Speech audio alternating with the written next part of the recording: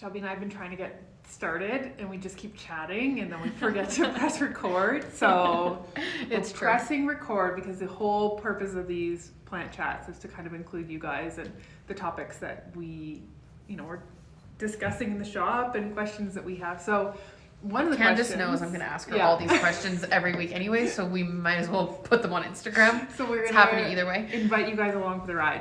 But we were thinking, one of the questions that probably a lot of you have is like, where does this information come from? And fair enough, it's a good question. Because even as I was discovering this information, a lot of it seemed kind of strange and new concepts for me to digest. So if I back up, where I started was I have a background in healthcare. I have a master's degree in science and rehabilitative medicine. And so that was the way I sort of learned to understand the world. It was a very scientific method, that sort of pedagogical, logical, A leads to B leads to C. And so when I first started into the world of plants and herbology, one of my very first teachers, her name is Brenda Holder, and she's a wonderful woman. She comes from, I think it's the Cree First Nation in Alberta. Might be Blackfoot. Brenda, forgive me, I don't remember.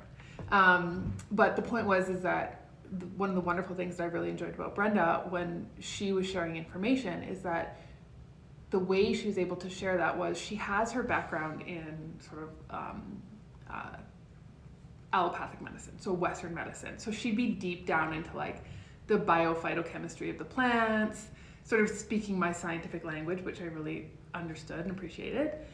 And then one day she said, okay, well, now I want you to go outside and tell me what the voice of that plant tells you that it has to say. And I was like, you're like, what? Pardon me? I didn't know plants could speak. And she said, absolutely they can speak. And anyone can learn to listen to them.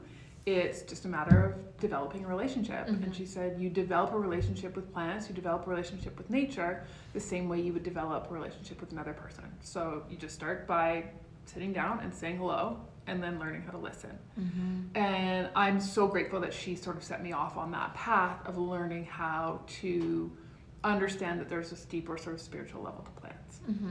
So thank you to Brenda. That's big. It is That's big. life-changing. It was. It absolutely was. And yeah. It seems like it's a tiny thing. That completely changed your life in an afternoon. It did. Mm-hmm. So that was my first introduction to the concept that there was more to plants beyond their chemical signatures mm-hmm. and what's involved in them,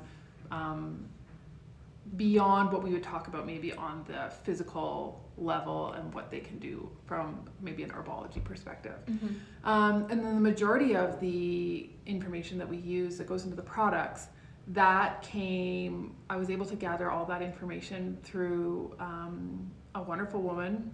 And unfortunately, she passed away we were just saying, almost 3 years ago this time.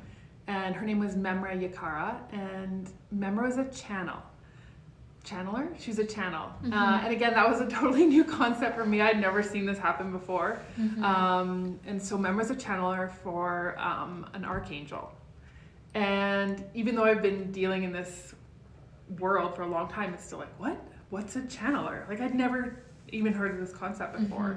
Mm-hmm. And a channeler is somebody who can, in her case, she was a full body channel, essentially loan their body to, in this case, an archangel who'd come through her, and she would share her information. Mm-hmm. And that was where we were able to gather a lot more about the spiritual properties of the plants, which overlapped with the research that I was doing. It overlapped with my own experience. It overlapped with the wisdom that had been shared with me by other, typically, most of my teachers were women, now that I think about it, women who had been working with the plants in traditional ways. Mm-hmm. So I'm so grateful to her that we were able to sort of pull those threads together and ask questions. And so that's where most of that information come from.